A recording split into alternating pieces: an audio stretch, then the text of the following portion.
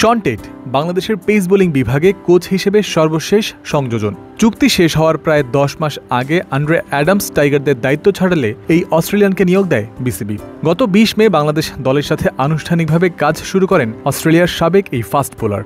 নামে ভারে অ্যাডামসের থেকে এগিয়ে থাকা টেট প্রতি মাসে বেতন হিসেবেও তার থেকে প্রায় 3 লাখ টাকা বেশি পাচ্ছেন। তবে বাংলাদেশের আরও 2 সাবেক pace bowling coach Courtney Walsh এবং ওটিস গিবসনের চেয়ে উপার্জনের দিক থেকে পিছিয়ে থাকছেন এই অজি কোচ। ওয়ালটন এখন দেশের সীমানা পেরিয়ে পৌঁছে গিয়েছে 50টিরও বেশি দেশে। ওয়ালটন, ঘরে ঘরে, বিশ্বজুড়ে। গত 30 জুন বিসিবির 19তম বোর্ড মিটিংয়ে শন টেইটের পারিশ্রমিক অনুমোদন দেওয়া হয়েছে।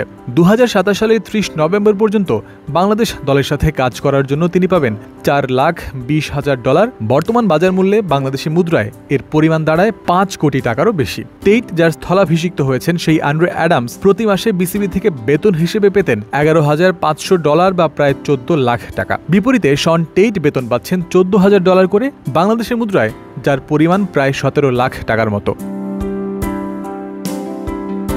অ্যাডামসের চেয়ে উপার্জনের দিক থেকে এগিয়ে থাকলেও কোচ হিসেবে তুলনামূলক কম অভিজ্ঞ টেইট পিছিয়ে থাকবেন টাইগারদের সাবেক অন্য 2 বোলিং কোচের থেকে। 2016 সালের জুলাই থেকে 2019 সাল পর্যন্ত এই দায়িত্ব পালন করা West Indian great Courtney Walsh প্রতি মাসে বেতন হিসেবে নিতেন $15,000। উইন্ডিজ এই কোচের পর বাংলাদেশে পেস বোলিং হিসেবে আসেন ওটিস গিবসন। 2020 সাল থেকে 2022 সালের ডিসেম্বর মাস পর্যন্ত 2.5 বছর এই দায়িত্বে ছিলেন গিবসন, যেখানে প্রথম বছর $13,000 করে দেয়া হতো এই কোচকে।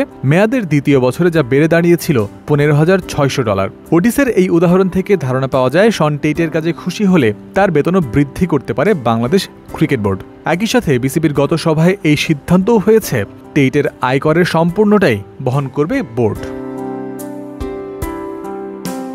ক্রিকেট বোর্ড এবং শন টেইটের মধ্যকার চুক্তিতে আছে তার ছুটি এবং চাকরিচ্যুতি সম্পর্কিত শর্ত। বছরে 50 দিন ছুটি কাটাতে পারবেন এই অস্ট্রেলিয়ান। প্রতি বছর ঢাকা লন্ডন ঢাকা রুটে বিজনেস ক্লাসের বিমান টিকিট পাওয়ার বিধানও আছে চুক্তিতে। এছাড়াও যদি টেইটের সাথে চুক্তি বাতিল করার সিদ্ধান্ত নেয় বিসিবি, সেটার জন্য আগাম বার্তা দিয়ে রাখতে হবে 60 দিন আগে থেকেই। জয়ন্ত বিন্দু, ক্রিক ফ্রেন্সি।